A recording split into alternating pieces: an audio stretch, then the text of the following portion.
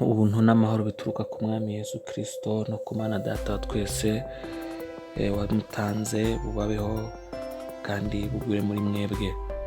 Reka dusenge. Data wera, Mana ishobora byose, turagushimiye kandi turaguhimbaje kuduha indi mwanya wo kumva ijambo ryawe. Turaguhendahenda kugira ngo umwuka wera amanukire kutwigisha no kuridusobanurira no kutubashisha Mana kurikomeza no kubishyira mu bikorwa. Turakwinginga cyane ngo Mwami Imana ishobora byose udusobanurire, tubashije kuryumvira kandi tubashije Mwami Imana gukomeza no guhora turyibuka amanywa n'ijoro. Urakoze kugiye kuba natwe, urakoze kugiye gukiza imitima yacu, ugakiza ibitekerezo byacu, ugakiza imibiri yacu kubw'ijambo ryawe, kuko tubwira ngo woherezaga ijambo ryawe maze ukabakiza indwara zabo. Natwe tugushimiye ko twohereza ijambo ryawe kugira ngo dukize n'indwara zacu zose, izo mu mwuka n'izo mu mutima n'izo mu mubiri. Mu izina rye turagushimiye Data wera, amen. Muri kumwe n'uri na Mahoro Dieu d'amour mu byisho byateguwe na Ministry of Unlimited Holy Ghost. Ni umuzingo wa kabiri witwa kuza ku bwami bw'Imana. Iki ni icyiciro cy'25. Turacyari ku ntego yitwa ubutumwa bwiza bwa Yesu KRISTO. Uyu munsi turiga ku ntego ivuga ngo ubutumwa bwiza bwa Mose. Turatangira dusoma kuva ibice 3 umurongo wa 16 kuza ku wa 17. Haravuga ngo ugenda uteranya abakuru b'Abisirayeli ubabwira uti Uwiteka Imana y'abasekuruza banyu, Imana ya Aburahamu, Imana ya Isaka, Imana ya Yakobo yarambonekeye irambwira iti nukuri ndabagendereye mbona ibyo babagira muri Egiputa. Ndavuga nti nzabakura mu mubabaro muri Egiputa mbajyane mu gihugu cy'Abanyakanani, Abaheti, Abamori, Abaferizi n'Abahivi n'Abayebusi, igihugu cy'amata n'ubuki. Aho ni muri kuva ibice 3 umurongo wa 16 kuza ku wa 17. Ubutumwa bwiza bwa Mose. Nkuko twakomeje kubibona mu nyisho zacu zahise, ubutumwa bwiza ni inkuru nziza iturutse ku Mana ibwira abafite imvune zo mu mutima ko Imana ibitaho. Amen. Burya n'uzajya uri mu bibazo kubyemeze kose yebuke ikintu, oya nibigukomera kwa kundi ukumva ukumva wihebye nyine cyane, ujye ubwira umutima wawe ngo ariko umutima wanjye we Imana iri kumwe nanjye kandi Imana izi ibibazo ndimo. Imana ishimwe. Igihe Abaheburayo bari muri Egiputa, Yosefu amaze gupfa no kwibajyana muri Egiputa, batangiye gutotezwa no gukoreshwa uburetwa, ndavuga Abisirayeli, maze bahinduka abacakara b'Abanyegiputa. Ibi bintu rero Imana yabibwiye Aburahamu mu itangiriro ibice 15 umurongo wa 13. Havuga ngo Uwiteka abwira Aburahamu ati menya neza yuko urubyaro rwawe ruzaba abashyitsi mu gihugu kitari icyabo, bazakorera abaho nabo bazababaza imyaka 400. Mbere y'uko uburetwa butangira, Egiputa hari harabaye iwabo w'Abisirayeli. Bamwe baracuruzaga, abandi barabahinzi, abandi bakoreraga leta. Muri make ibintu byabo bumvaga nibwa ko igihe cyageze bakajya bakumva yuko Egiputa hari iwabo. Ikimenyimenyi kibikwereka n'iki, bagiye mu Egiputa bahunze inzara, ariko inzara ishize ntabwo basuye iwabo, ahubwo bagiye n'undi bagumayo biturirayo, kubera yuko bagize aho bagira bumva aho ngaho niho iwabo nyine barabyakira. Nuko Imana ishimwe. Ariko uburetwa butangiye nibwo batangiye rero noneho gutangira gutekereza no kwibuka amasezerano Imana yari yarabwiye sekuruza wabo Aburahamu. Maze rero bifuza kumva inkuru nziza iruta iyo bumvira muri Egiputa babwira yuko ari abaretwa, ko ntacyo bazamba, ntacyo bazigezaho. Aha rero ni Imana yabohereje inkuru nziza iyo twasomye haruguru, maze yohereza Mose nk'umuvugabutumwa wayo. Umurongo rero twabonye haruguru ugaragaza ubutumwa bwiza bwahawe Mose ngo bubwiriza Abaheburayo bari mu buretwa. Mu yandi magambo, ntabwo ubutumwa bwiza bwa mbere burya ntabwo ari Yesu wavuze gusa, hari n'ubundi butumwa bwiza bwavuzwe butari buriya Yesu yavugaga. Imana ishimwe. Reka rero nkumenere ibanga, ubutumwa bwiza ntabwo bureba abamerewe neza, babandi bibwira ko ibyo bafite bibahagije. Abo ntabwo ubutumwa bwiza bubareba, kuko ntibabasha kubwumva no kubwemera. Bantu bumva ko nyine bihagije, ibintu byabo byose bimeze neza, mbese ibyabo nibone, mbese ni uko Imana ntabwo ibareba. Abo ntabwo ubutumwa bwiza bubareba. Ubutumwa si uko bareka mbisobanure, ntabwo ari uko butabareba by'ukuri, ahubwo ni uko niyo babwumvise bumva nyine atari ibintu byabo. Kugira ngo babwire ngo hahirwa abakene kandi bafite amafaranga, baba batari ko sibyo ni ibiki abantu barimo baravuga. Kugira ngo babwire ngo hahirwa bari uyu munsi, bayaze umuntu uri kurahirwa. abavanguzo n'inyigisho z'abakene z'abantu batagira akazi, z'abantu badafite icyo bakora, nuko babyita. Imana ishimwe. Ariko hari igihe Imana igira neza, nibyo tugiye kubona ahangaha.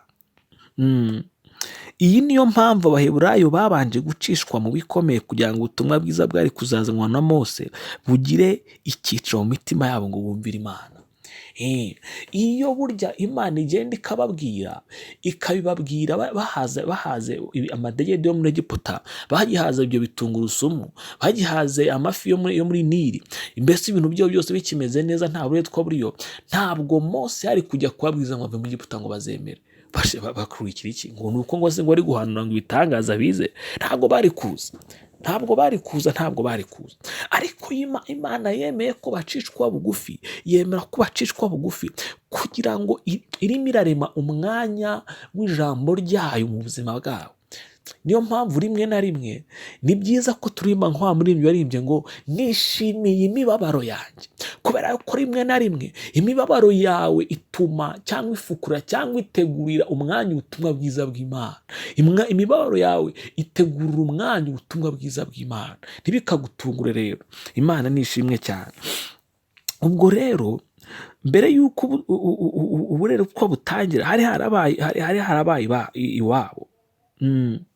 Bari harabaye iwabo, ntabwo bifuzaga kuhava, bumvaga ari uko nyine. Ariko uburetwa butangiye nibwo batangiye kwibuka igihugu basezeranijwe n'ubuhanuzi twasomye haruguru bwahawe sekuruza Aburahamu, maze bifuza kumva inkuru nziza iruta iyo bumviraga muri Egiputa. Aha rero niho Imana yabohereje inkuru nziza, maze yohereza Mose nk'umuvugabutumwa wayo. Imana nishimwe cyane.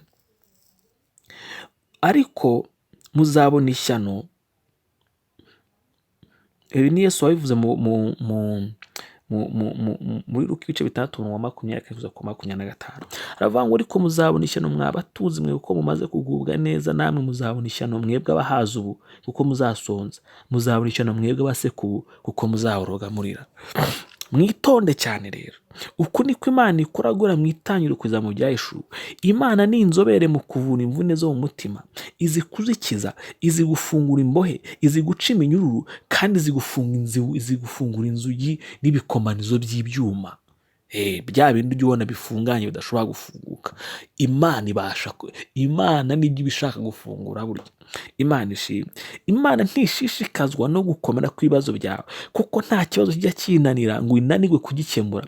Iyi niyo mpamvu yabwiye abantu bakoreshwaga uburetwa bw'icyuma ko igiye guca iminyururu yari mu maboko yabo ikabagera mu gihugu gitemba amata n'ubuki. Imana ishimwe. Kuko tudafite umutambyi mukuru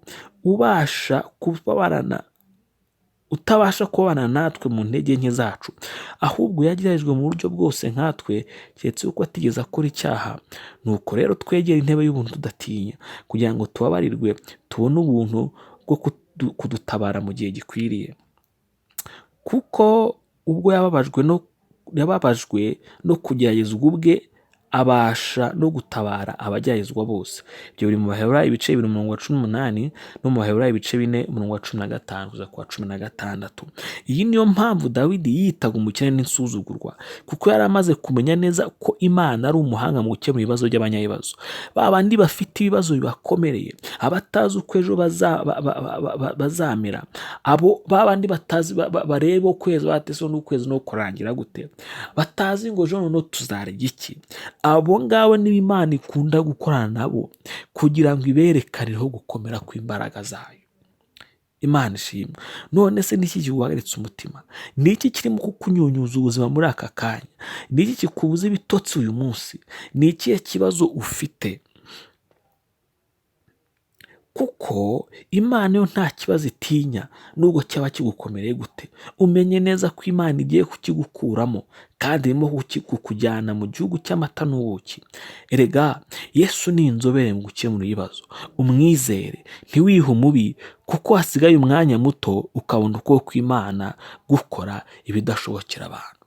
Reka dusenge. Data wera Mana igira neza, turagushimye turaguhimbaje. Ijambo ryawe ni ukuri kandi ntago rivangirwa. Twumvishe yuko Mwami Imana utabeshya, twumvishe yuko Mwami Imana wita ku bakene no ku ndushyi. Twabonye yuko Mwami Imana imibabaro yacu uyituzanira kugira ngo Mwami Imana utegure umwanya w'ubutumwa bwiza, kugira ngo Mwami Imana utwereke ko utwitayeho, kugira ngo Mwami Imana utwereke ko utubereye maso. Turasenga cyane Mwami Imana kuko ibibazo byose byatugendekera mu buzima bwacu bwa buri munsi, kuko intambara zatugwa mu buzima bwacu bwa buri munsi, uko Mwami Imana twasharirwa n'ibidukomere mu buzima bwacu, tugeze uhora twibuka yuko utubereye maso kandi uri kumwe natwe, kandi yuko ibibazo turimo uzabikemura kandi uzabikemura neza. Duko kwizera tugutekerezeho kandi tukwibwire ku manywa na nijoro, kugira ngo Mwami Imana tutarambirwa inzira yawe, ahubwo dukomeze dufite imbaraga bituma Mwami Imana tubasha kuzaragwa ibyo twasezanijwe nawe. Urakoze kuri Imana nyamana, ushyirwe hejuru mu bibazo zawe n'urukundo byawe byinshi bitarondoreka. Mu izina rya Yesu sinze twiza, urakoze. Amen. Isezerano ry'uyu munsi turayisanga mu Baheburayo ibice 10:37 bavuga ngo haracyasigaye igihe kigufi cyane kandi uzaza ntabwo azatinda. Ushobora no kudusura ku rubuga rwa Facebook no ku rubuga rwa YouTube, ukumva ijambo ry'Imana kandi ukarisangiza n'inshuti n'umuryango wawe. Ntukunde kunezerwa wenyine, ahubwo niba ufashijwe ujye usakaza ubutumwa bwiza ahandi, abandi nabo bamenye inkuru nziza ya Kristo. Ndakwinginze wo kubw'imbabazi z'Imana kugira ngo nawe ufatikanye natwe kwamaza inkuru nziza ya Kristo, kugira ngo ugere ku bantu bose. Mwari kumwe rero na Mahoro Dieu d'amour. Ubutumwa mwabuteguriwe na Ministry of Unlimited Holy Ghost. Ukeneye kubona andi malink urajya muri description ya video, babona link ya WhatsApp n'iya Facebook hamwe n'iya YouTube. Imana iguhe umugisha kandi uko Imana ukomeze kubana nawe. Icyo nkwifuriza kuruta ibindi byose ni ukugira ngo ubuzima bwawe ukomeze kugenda nk'uko Imana ishaka, ukomeze kuneza Imana mu byo ukora byose. Byose ngisho ngusabiye ku bwa Yesu Kristo Umwami n'Umukiza wacu, ugira amahoro aturuka mu ijuru. Amen.